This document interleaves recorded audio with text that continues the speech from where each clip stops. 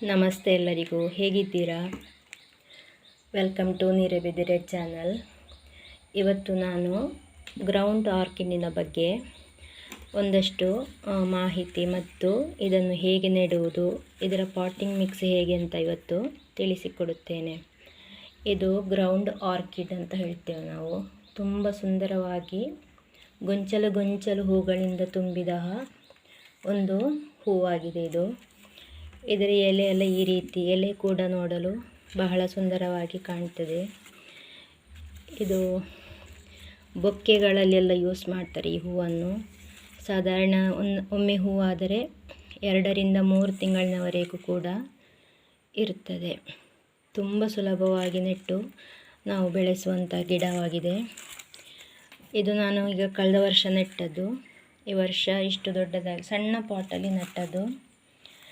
ಎಷ್ಟು ದೊಡ್ಡದಾಗಿ ಗಿಡ ತುಂಬ ಹೂವನ್ನು ಕೊಟ್ಟಿದೆ. ಇದರ ಆರೈಕೆ ಅಂತ ಹೇಳಿದರೆ, ಇದಕ್ಕೆ ಬೇಸಿಗೆಯಲ್ಲಿ ದಿನನಿತ್ಯ ನೀರು ಬೇಕಾಗ್ತದೆ, ಅಥವಾ 2 ದಿವಸಕ್ಕೊಮ್ಮೆ ನೀರು ಕೊಟ್ಟು ಸಾಕಾಗ್ತದೆ. ಹಾಗೆ ಗೊಬ್ಬರ ಕೂಡ ಹಾಗೆ, ಲಿಕ್ವಿಡ್ ಗೊಬ್ಬರ ಯಾವುದು ಆದಿತ್ತು, ಆರ್ಗ್ಯಾನಿಕ್ ಅಥವಾ ಕೆಮಿಕಲ್ ಕೂಡ ಆಗ್ತದೆ. ನಾನಿಲ್ಲಿ ಆರ್ಗ್ಯಾನಿಕ್ ಲಿಕ್ವಿಡ್ ಗೊಬ್ಬರವನ್ನು ಕೊಡುವುದು.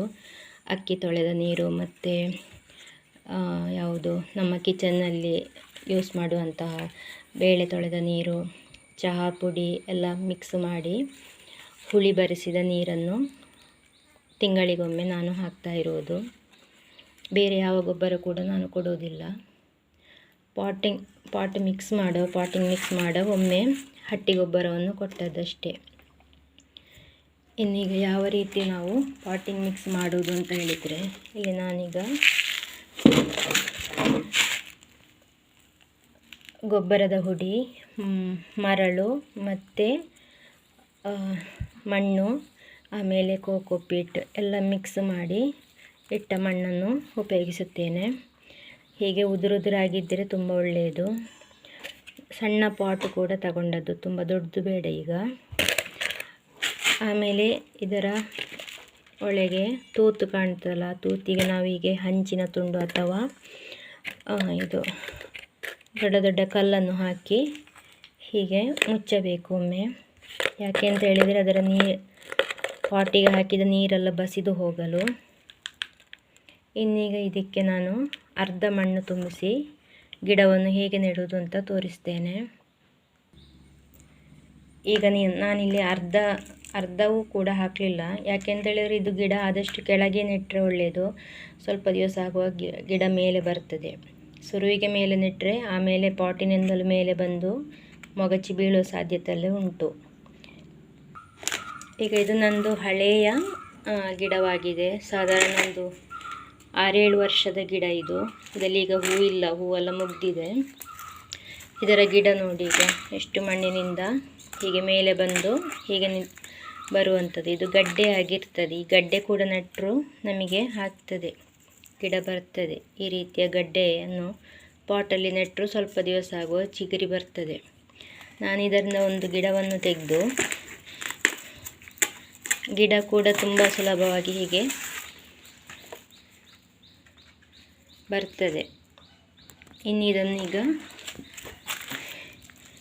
ಹೀಗೆ ಮಣ್ಣಲ್ಲಿ ನೆಟ್ಟು ಉಳಿದ ಮಣ್ಣು ಹಾಕಿ ಚೆನ್ನಾಗಿ ಗಟ್ಟಿ ಮಾಡಿ ನೆಡುವ. ಈಗ ಈ ರೀತಿಯಾಗಿ ನೆಟ್ಟು ಹೀಗೆ ಬುಡವನ್ನೊಮ್ಮೆ ಚೆನ್ನಾಗಿ ಪ್ರೆಸ್ ಮಾಡಬೇಕು. ಇನ್ನೀಗ ನೀರು ಹಾಕಿ ಮನೆಯ ಸೈಡಿನಲ್ಲಿ ಯಾರು ಇಟ್ಟರೆ ಆಯಿತು. ಇದನ್ನೀಗ ಒಂದು 10-15 ಚಟ್ಟಿಯಲ್ಲಿ ನೆಟ್ಟು ಸಾಲಾಗಿ ಇಟ್ಟರೂ ಕೂಡ ತುಂಬ ಚೆನ್ನಾಗಿ ಕಾಣ್ತದೆ. ಹೂ ಇಲ್ಲದೇ ಇದ್ದರೂ ಕೂಡ ಈ ಗಿಡ ನೋಡಲು ಬಹಳ ಚೆನ್ನಾಗಿ ಸುಂದರವಾಗಿ ಕಾಣ್ತದೆ. ಗಾರ್ಡನಿನ ಅಂದವನ್ನು ಕೂಡ ಹೆಚ್ಚಿಸುತ್ತದೆ. ಇದು ಹೀಗೆ ಪಾಟಲ್ಲಿ ಮಾತ್ರ ಅಲ್ಲ, ನೆಲದಲ್ಲಿ ಕೂಡ ಚೆನ್ನಾಗಿ ಬರ್ತದೆ. ಡೈರೆಕ್ಟ್ ಮಳೆಗೆ ಇಟ್ಟರೂ ಕೂಡ ಏನಾಗುವುದಿಲ್ಲ ಗಿಡ.